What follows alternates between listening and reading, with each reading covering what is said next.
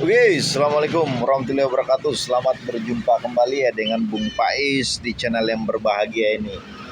Sahabat-sahabat sekalian, nah kali ini saya akan bicara tentang detik-detik kehancuran atau merosotnya Ninja Express. Kalau dibilang kehancuran ya, ini dalam analisis ya, bukan dalam kenyataan. Bisa aja analisis ini keliru ya, tetapi analisis ini berdasarkan data dan fakta ya, berdasarkan suatu variabel-variabel yang kita yakini sebagai seorang akademisi itu membuat suatu konklusi yang kalau memang ada data pembandingnya untuk membantah ya silakan, tetapi kalau nggak ada ya berarti untuk sementara kebenaran itu ya memang udah real ya, udah faktanya seperti itu.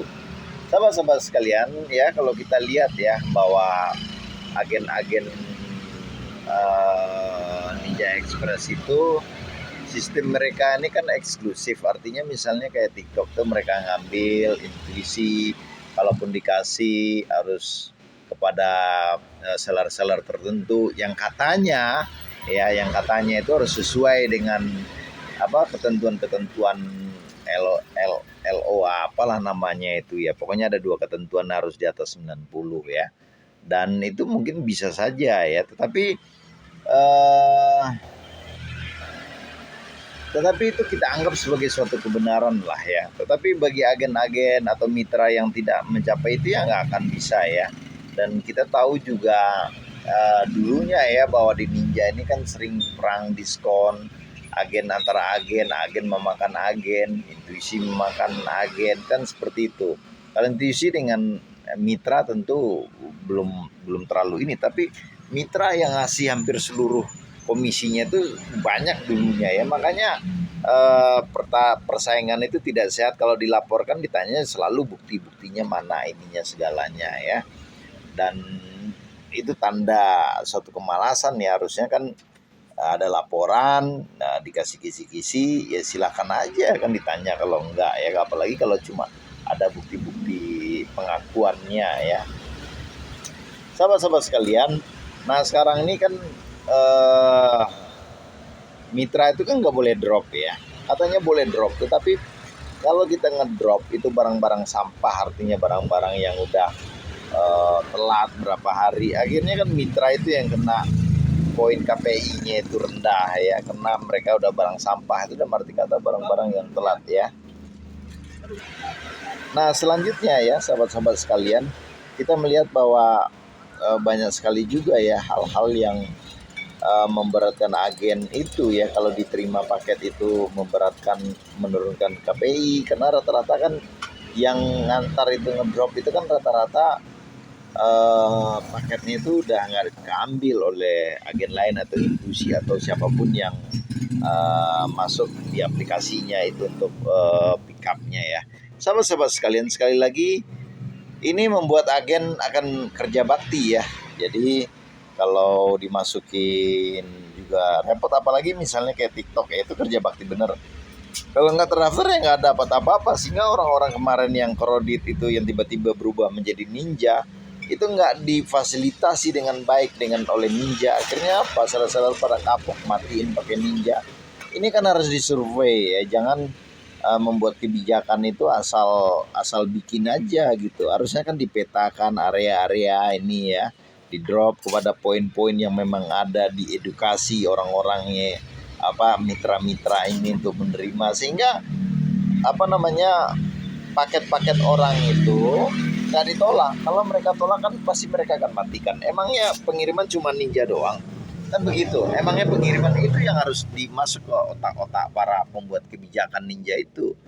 Emangnya orang nggak bisa ada substitusi lain ya? Nah, akhirnya kan mereka matiin. Ya saya sebagai seller juga akan matiin. Ngapain saya pakai Ninja kalau saya ngedrop ditolak ya kan? Sedangkan yang pick up-nya nggak datang-datang. Coba pikirkan aja secara logik yang sederhana, itu sangat-sangat sederhana ya. Anda tahu ya Genti itu ya, hari ini Ninja nih, saya ingatkan berninja ya kepada pihak manajemennya itu ya. Ya ini demi kebaikan Ninja sih bilang. Anda bisa bayangkan di alfa gede itu mereka bikin ya, Itu sewa rata-rata berapa? 1,5 ya sampai 2 juta. Mereka taruh orang di situ satu UMR ya. Berapa? 4 juta lah taruh ya. Berarti mereka butuh untuk satu tempat itu ya kurang lebih 5 juta sampai 6 juta dilihat sama listrik ya. Anda bisa bayangkan ya berapa titik di Jabodetabek itu JNT bikin hanya untuk ya menerima paket-paket yang tidak terpick up oleh spinter mereka. Coba Anda bayangkan sendiri, Ninja ini udah jelas-jelas orang mau pick up, Anda tolak. Karena agen nolak kenapa? Karena itu menurunkan KPI, karena itu nggak dapat komisi, ya kan? Yang ngapain mereka kerja bakti? Zaman sekarang Anda nyuruh orang kerja bakti, siapa yang mau, bos? Demikianlah ya analisisnya. Pembuat kebijakan itu harus lebih soft melihat ya. Kalau nggak mampu ya kebijakan itu bisa berkonsultasi dengan saya ya. Ya silakan hubungi saya ya, ngomong-ngomong kita ngomong, nanti saya akan kasih tahu develop strateginya itu yang tepat ya. Seperti analisis saya dulu bahwa Shopee itu melakukan kesalahan dengan membuat poin. Kan ternyata terbukti sekarang ya berapa biaya yang mereka harus butuhkan ya kan. Kan itu pertanyaannya untuk mengambil paket itu.